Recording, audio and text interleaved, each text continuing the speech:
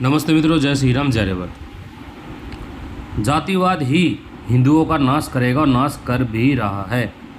अभी कुछ दिन पहले आपने खबर सुनी भी होगी, 250 लगभग 250 के लगभग राजस्थान में दलित परिवार बौद्ध बन गए, बौद्ध संप्रदाय को अपना लिया। क्यों अपना लिया जी?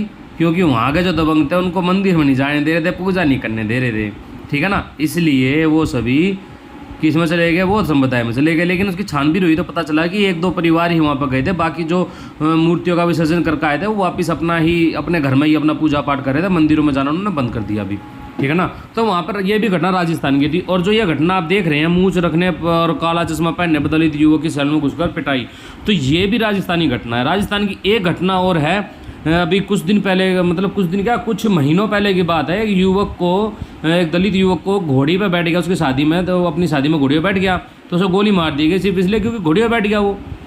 यूपी के अंदर आपने देखा होगा एक दलित युवक को, जबकि वो सेना में भर्ती था, वो युवक जो दलित युवक था वो सेना में भर्ती था, उसको सिर्फ घोड़ी पे इसलिए नहीं बैठा देना जा रहा था क्योंकि वो एक दलित परिवार में जन्म लिया, शुद्ध परिवार में जन्म लिया है। ये उनकी मानसिकता है, ठीक है ना।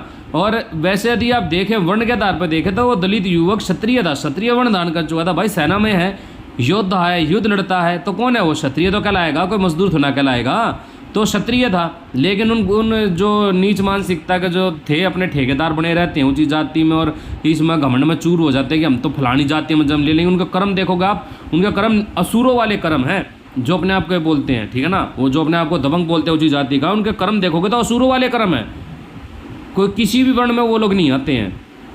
तो उन्होंने इस प्रकार से वहाँ पर मान गया। फिर वहाँ पे पुलिस वालों को बुलाएगा, पुलिस गांव में चप्पे चप्पे पे, गांव में, घर घर पे खड़ी हुई और फिर उन दबंगों के सामने से निकाली उस युवक ने घोड़ी।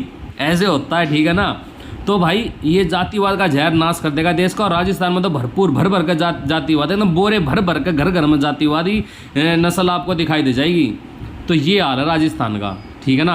बाकी ये कहूँगा अभी वक्त है, अपने आप को बचा लो। काइन नाश के चक्कर में पड़े हुए हिंदू अपनी जातिवाद के चक्कर में तुम अपनी पैर पे कुल्हाड़ी मार रहे हो, ठीक है ना। ये जितने भी जिहादी है ना, मुस्लिम हैं, ईसाई हैं और दुनिया भर के जितने विदेशी और ये वामपंथी आदि सभी इसी जातिवाद का फ़ायदा उठाते हैं, ठीक है। तुम देखते होंगे ना मुस्लिम नेताओं को लगाते हैं ना मीम और भीम की जय, क्यों लगाते हैं?